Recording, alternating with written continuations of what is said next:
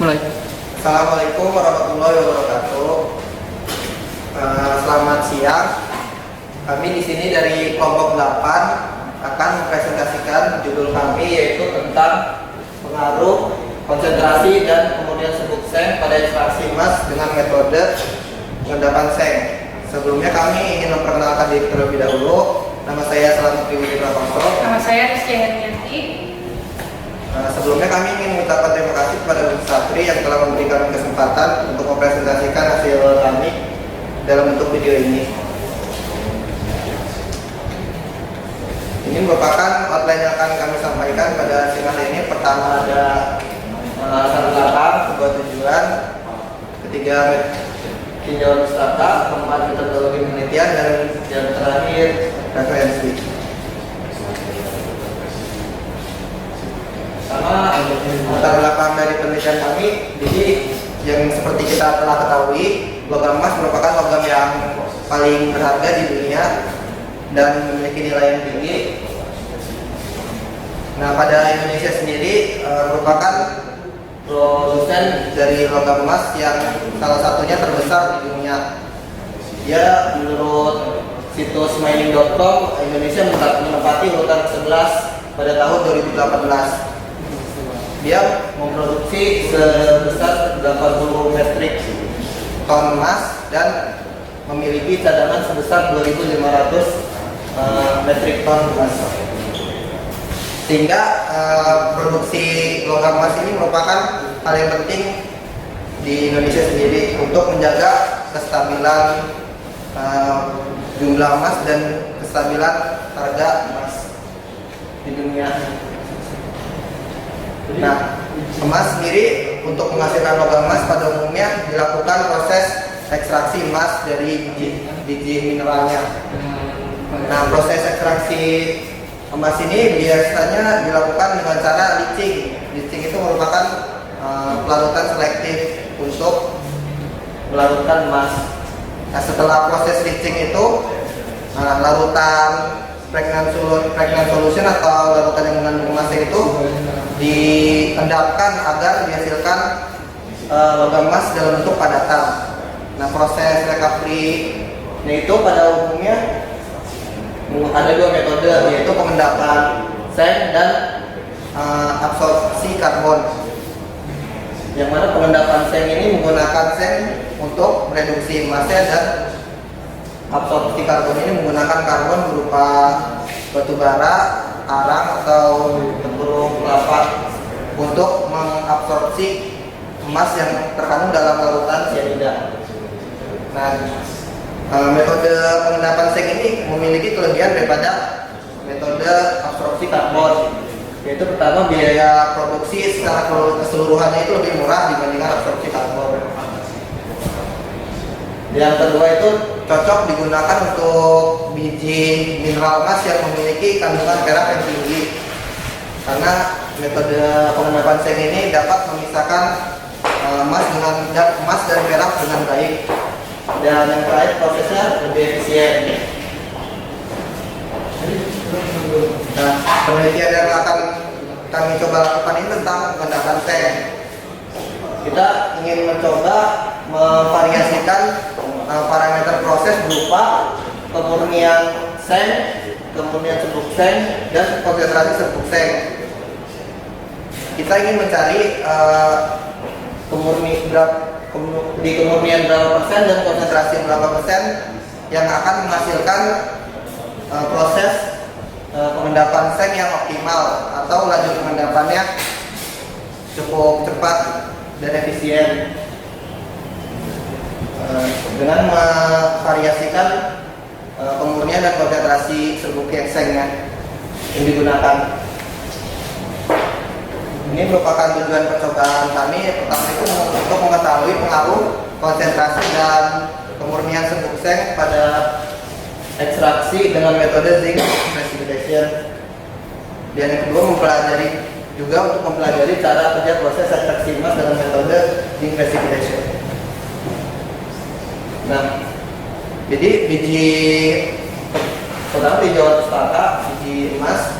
Jadi biji emas sendiri itu di alam mineralnya dalam berbagai macam bentuk, bisa dalam bentuk murninya nanti atau native gold, atau dalam bentuk gold telluride, atau juga bisa dalam bentuk sulfida atau gold monazite.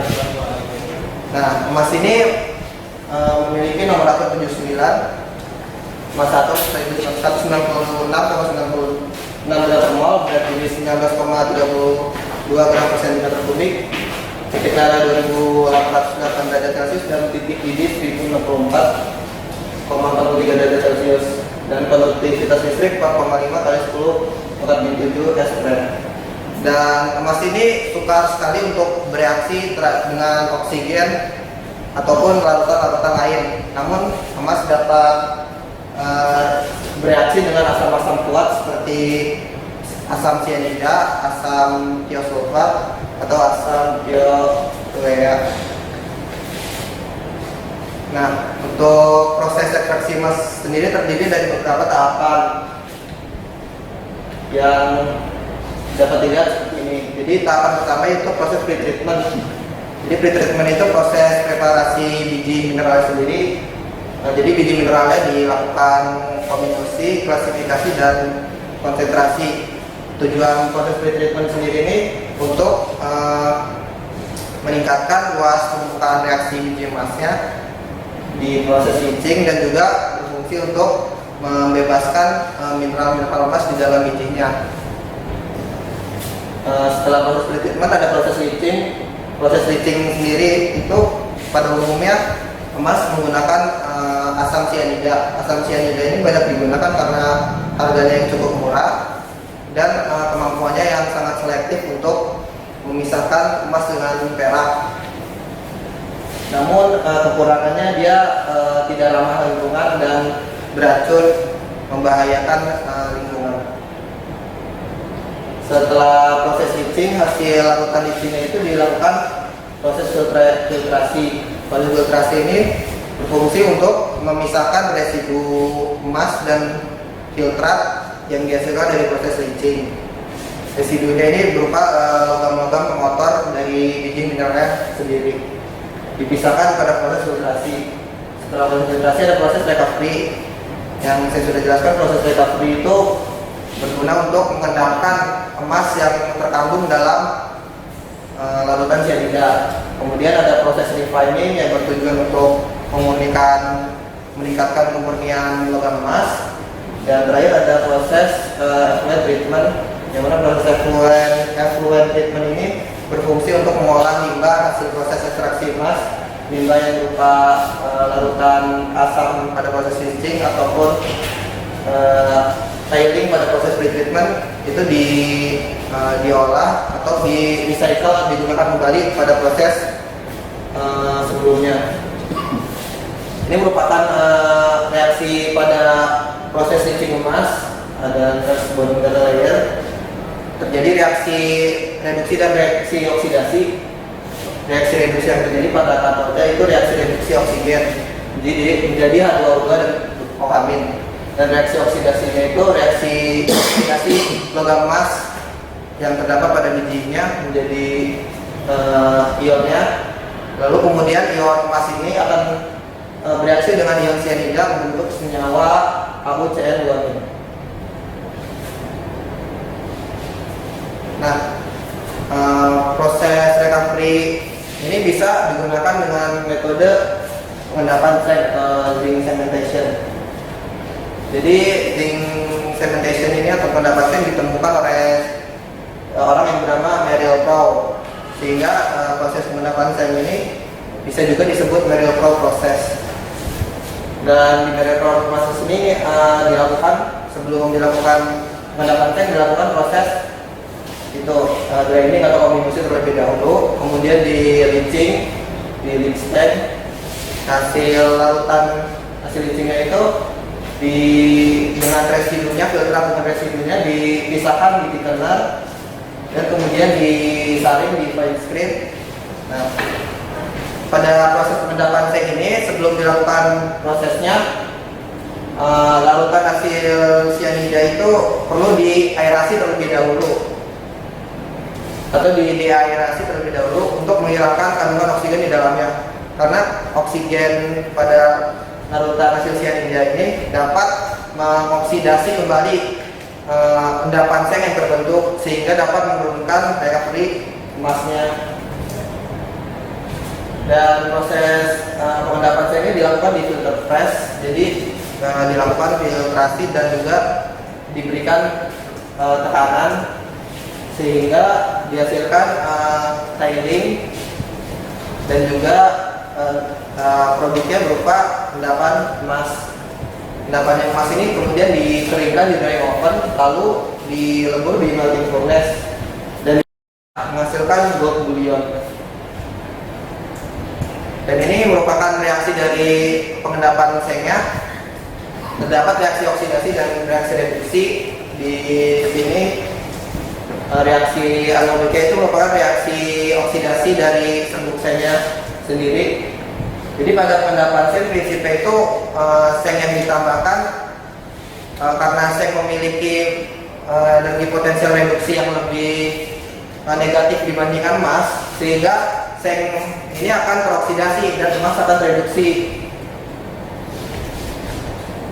Sengnya akan teroksidasi, kemudian ion sengnya ini akan bereaksi dengan ion cyanida menjadi ZnCl4 bromid, dan di katoniknya si emasnya akan tereduksi. Emas yang berikatan dengan cyanida akan tereduksi menjadi logam emas dan ion cyanida. Kemudian juga emas yang berikatan dengan ion cyanidanya juga akan bereaksi dengan serbuk seng membentuk logam emas dan ZnCl4 bromid. Total reaksinya akan menjadi seperti ini. Nah, jadi untuk faktor-faktor yang mempengaruhi proses pengendapan seng itu ada yang pertama transfer massa pada AU1 cyanida dan spesimen cyanida yang bebas terhadap permukaan seng dari book solution. Yang kedua, absorpsi spesies AU1 cyanida dalam permukaan seng yang mana dapat berpengaruh terhadap formasi spesies absorbed AuCN. Yang ketiga, perpindahan elektron antara absorbed AU1 cyanida dengan seng. Keempat, deabsorption zinc cyanida dari permukaan seng. Dan yang terakhir, transfer massa zinc cyanida ke dalam bulk solution. Untuk selanjutnya akan dijelaskan oleh rekan saya Christian.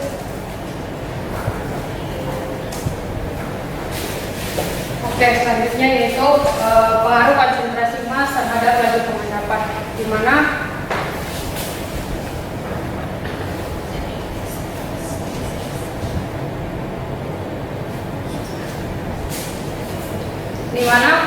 pengaruh konsentrasi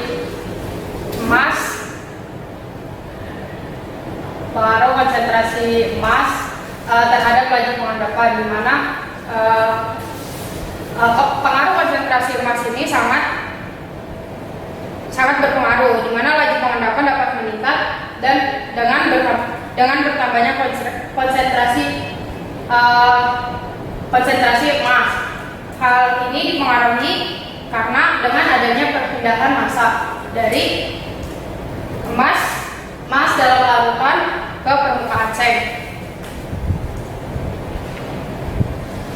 Yang kedua yaitu pengaruh konsentrasi cyanida terhadap laju pengendapan, di mana semakin tinggi konsentrasi cyanida, dia juga dapat meningkatkan laju pengendapan, di mana di sini dapat kita lihat semakin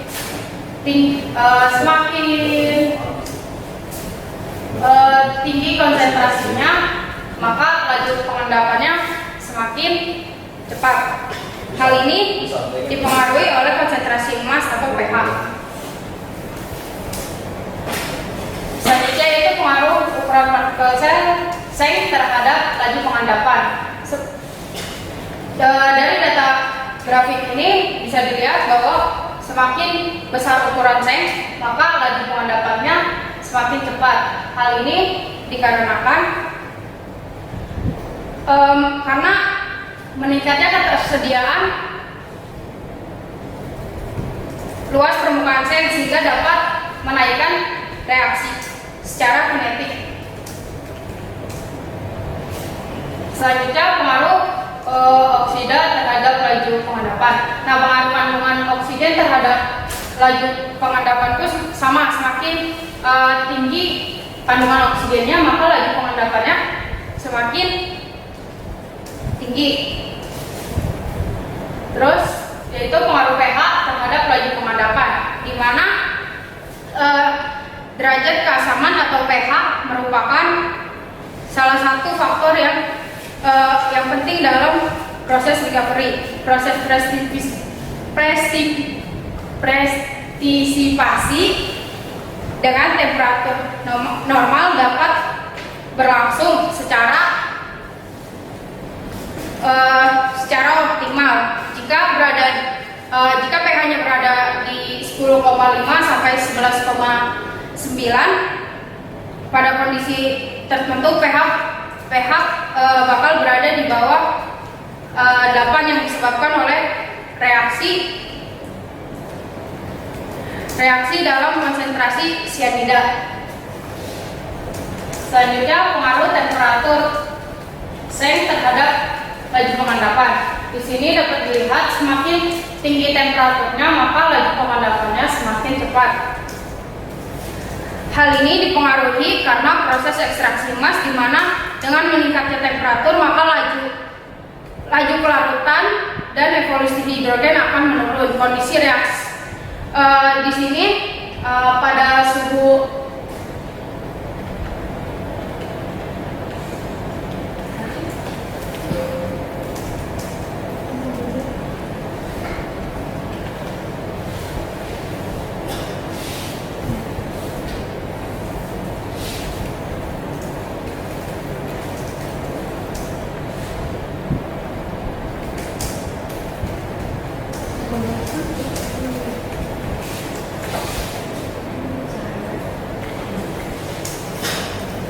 jadi di sini temperatur seng terhadap laju pengendapan, di mana semakin tinggi temperatur maka laju pengendapannya pun semakin cepat.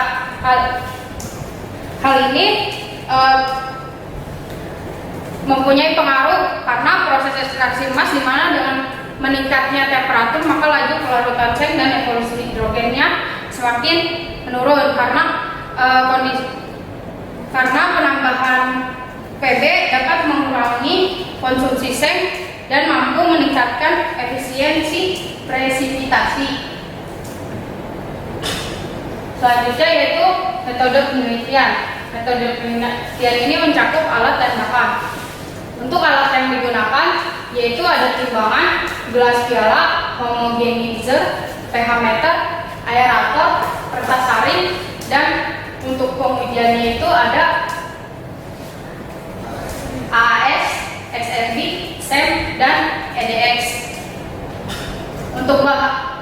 Untuk bahannya ada larutan emas sintesis, natrium sianida, serbuk seng sintesis, larutan buffer pH 12, dan enzim. Selanjutnya yaitu diagram Allen, di mana awal kita bakal mendapatkan larutan emas sintesis 50 ppm dan ditambahkan serbuk seng sebanyak 4 kali, yaitu dengan 50, 500, 1000, dan 1500 ppm. Lalu dihomogenisasi selama 36 jam dan dalam keadaan aerasi dan non aerasi. Setelah itu larutan konsentrat diendapkan selama 24 jam. Nah, dari situ kita mendapatkan larutan emas yang terrecovery. Nah, larutan emas yang terrecovery itu akan diuji dengan metode AAS untuk mengetahui kandungan recovery. Nah, yang selanjutnya itu karakteristik senyawa dari zinc precipitate dengan exciting. Jadi kita bakal mengetahui senyawa dari zinc precipitate yang dihasilkan tadi. Nah, yang terakhir yaitu karakteristik mikrostruktur dengan menggunakan SEM dan EDX. Ini adalah referensi yang digunakan. Sekian presentasi dari kami. Terima kasih atas perhatiannya dan kesempatannya. Kurang lebihnya mohon maaf. Wassalamualaikum warahmatullahi wabarakatuh.